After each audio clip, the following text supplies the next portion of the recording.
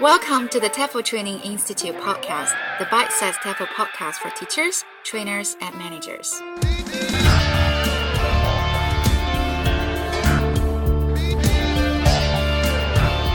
Hi everyone. Hi. So welcome back our special guest, Matt Courtois. Hey! Hi Matt. How's it going? So Matt is a diploma and TESOL qualified teacher and he works as a training manager at the moment. Right Matt? Yeah, that's right. Great.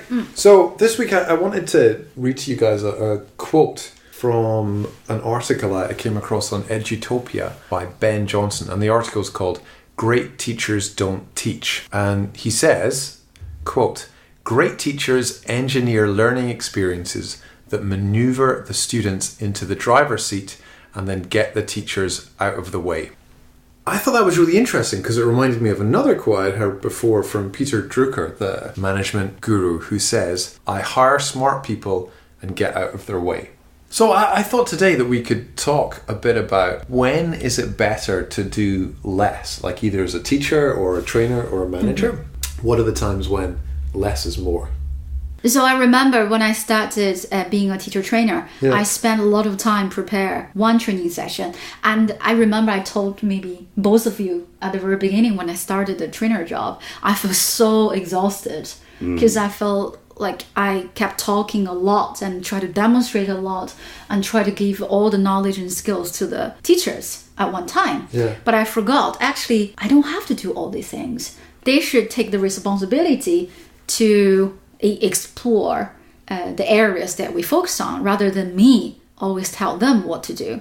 That's why I think it's so important to balance and how much we input and then give them more time to practice and to discuss with each other. Yeah, absolutely. But equally, I think there's other times when it is important to actually do something, right? Like Tracy, you were telling me about when you quit your job and you'd worked in the same company for 10 years and no one contacted you for an exit interview, right?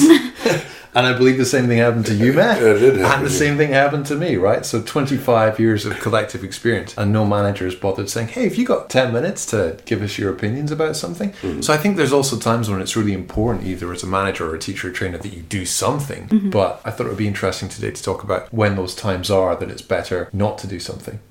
Yeah, I think it's interesting, I guess, because I learned it as a teacher, you know? As a new teacher, your instinct when you're lesson planning is thinking about all these things that you're doing, and you're not really considering what the students will be doing, you know? And now I think as a teacher, that's what I plan, you know? It's almost when I became a trainer, I had to relearn that again, you know? And as a manager, I relearned it again as well. That, you know, like, naturally your focus is going to be on what you're doing and the thumbprint that you're making, when in fact it should be focusing on how can you get those students or trainees or employees to be controlling the situation. Yeah, absolutely. Great. So as usual, we got 3 questions. The first question is, do great teachers teach less? The second question? Do great trainers train less? And Matt, you can probably guess the third question. I'm going to guess it's do great managers manage less? Well done.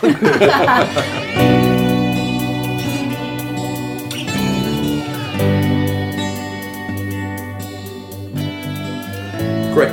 Matt, I remember you telling me the other night about, was it a class that you didn't plan for? I think the class I was talking about. So basically, I was the floating teacher. So I was kind of the firefighter, and sometimes so It's I like had a to go, substitute teacher, basically, where you work in different schools. yeah, and I went to this one center like about 10 minutes before my first class, and I didn't know my schedule or anything with this job. So they told me that basically my first class in 10 minutes was going to be sort of a free talk type class that I had to write myself, and I had to plan for myself. And I was like, okay, cool, I can do one of the free talk type things I've done before. And then they said, oh, and it has to be about household chores. And they gave me a stack of 100 pictures of like brooms and stuff. I was like, I don't know. And I walked into the classroom not knowing what to do. And so I ended up just sort of spontaneously deciding, like, all right, I'm gonna make a game. And then I was like, I don't have enough time to make a game, so I'm just going to get them to make the game. And I gave each of them half the pictures and then big piece of paper, and they came up with this board game, and then came up with the rules and everything, came up with some target language that you could practice saying and everything. And then basically halfway through the class, they swapped games and played the game that the other team had designed. And I think it worked better than if I had created the board game myself and given it to them. Yeah, because so much of the language and the thinking about the language came in the planning of the game itself. Were you not saying with this as well that like when the students messed up the game, the other group would go over and correct them, right?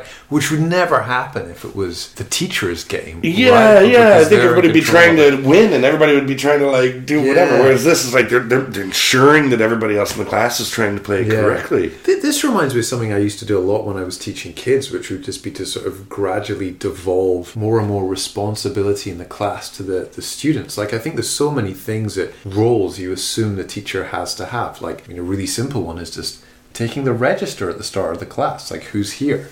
And I don't have to do that, right? You can get one of the kids to do that, so I got them to do that. And things like keeping scores, collecting in homework. There's so much stuff responsibility that you can hand over to the students. Do you guys have any examples then of like specific areas you think it's useful for teachers to do less on? Or when you guys observe teachers, when do you typically see teachers doing too much?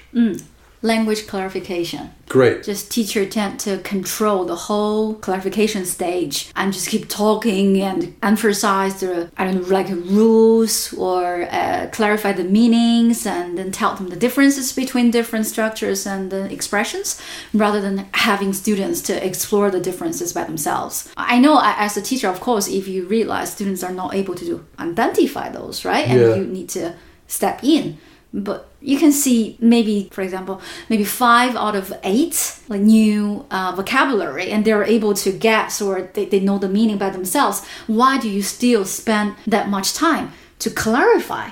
So our job is not to explain everything. We explain or help them with the areas or things they don't understand or they're not very clear.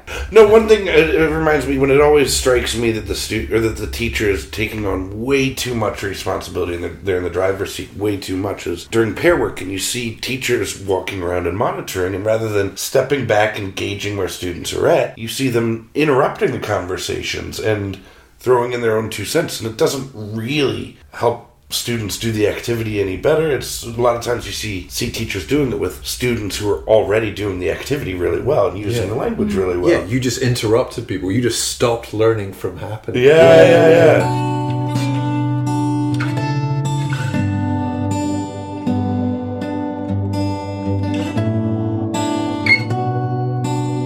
Okay. So that was teachers. Should we talk a bit about trainers? You had a really cool example of this, Matt, of like minimalist training, I think, that you told me about with halfway through a certificate course. And you had to do like a mock exam for the trainees, which I mean, there can be few things less student-centered or learner-centered than an exam. And so basically, I took a 2-hour block of time instead of a 1-hour block of time. Again, broke people up into 2 teams, and they wrote each other quizzes. And it was basically, I said it has to be a third about the grammar we've covered in this course, a third about the pronunciation, and a third about Lexis that we've covered. I gave them an hour to go in, and I said, write the toughest quiz you can possibly get. So he took an hour to write that quiz, then they came back, swapped them, took each other's, and then we had a long discussion when we marked them. Team A struggled with Team B's question, and they started arguing about the answer, and then we'd have to go back in our notes and figure out. And so it was great. I got to sit back the whole time and just let them argue and review themselves. And I was only a couple times whenever I was trying to resolve some arguments that I stepped in. So why don't we go back to that session on this date and you can see the answer. So this reminds me of when, is it only working for teachers who have already got some basic knowledge or skills of teaching or language or anything, and then they can do this type of trainee-led or... Well, I guess it depends, because I remember another time, Matt, you and I did a cool thing in training where I think you did a 1-hour training on grading language, and I did a 1-hour training on error correction to halves of the one group. And then we said to our respective groups, you guys now have to write a 30-minute training to train the other group on what you just learned, but it can't be exactly the same as mine, and they got time to plan that, and then they trained the other group. So I think even in those situations, you can still hand over some ownership. But I think you're right, though. I don't think, for example, if it was the first day of a course, you can say, okay, write an exam for the other group. Because, well, I don't know anything yet. But if it's a review, then... The reason why I said that, because I sometimes... got feedback from some teachers, in different sessions, and they felt, this session that I didn't think the trainer did anything. Yeah, basically just let us to do all the work. So I don't think I learned anything. And maybe it's not true they didn't learn anything, but they still felt like... Well, at least they weren't made to realize what they had learned, which is still a problem. But I heard that as well of someone also on a certificate course recently, and they complained to me, every training session, we read something and discuss, and we get asked our opinions, and that's it. So I guess there's a balance there as well, isn't it, between the expectations maybe and the reality.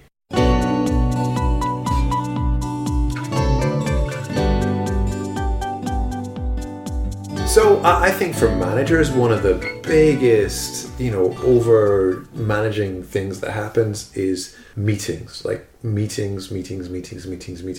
Oh, I'm totally with you. I mean, I know a lot of people at every job I've ever been at sort of measure the performance of their team by like how often they meet to plan things, and like to go to a meeting regularly makes this project seem legitimate somehow to a lot of the it makes you seem organized as well, doesn't it? Oh, we're having meetings. We took minutes.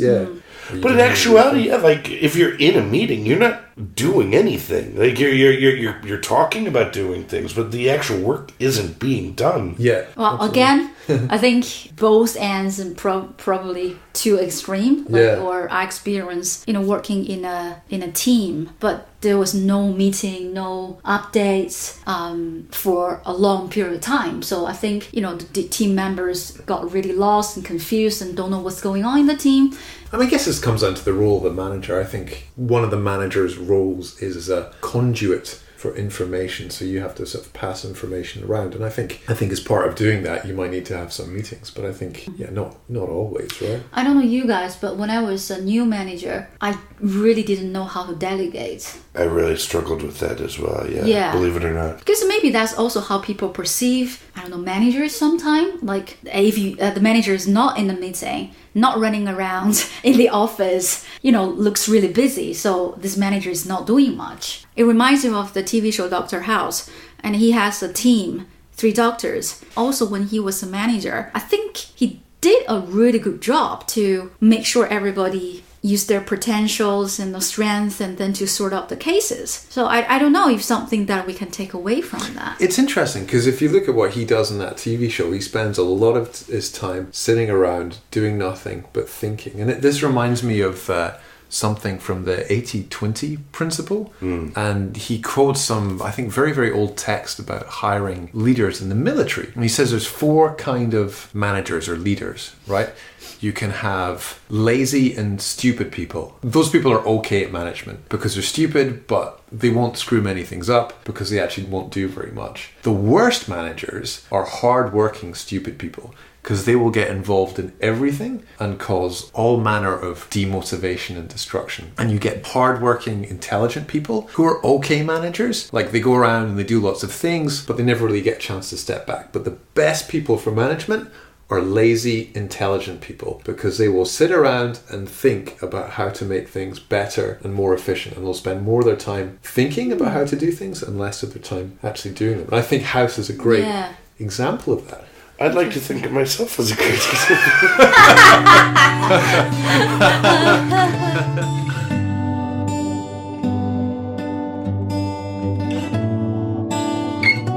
Okay, so at the beginning we kind of asked the question, like, do great teachers and great managers and great trainers, do they do less? After that conversation, what do you think? I think literally they don't do less. It's talking about which area of their job they do less. Great, okay. Thanks for coming on again, Matt. My pleasure, guys. Bye, everyone. Bye.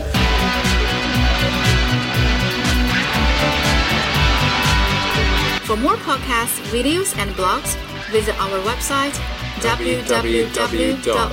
TEFLTrainingInstitute.com. If you've got a question or a topic you'd like us to discuss, leave us a comment. And if you want to keep up to date with our latest content, add us on WeChat at TEFL Training Institute. And if you enjoyed our podcast, please rate us on iTunes.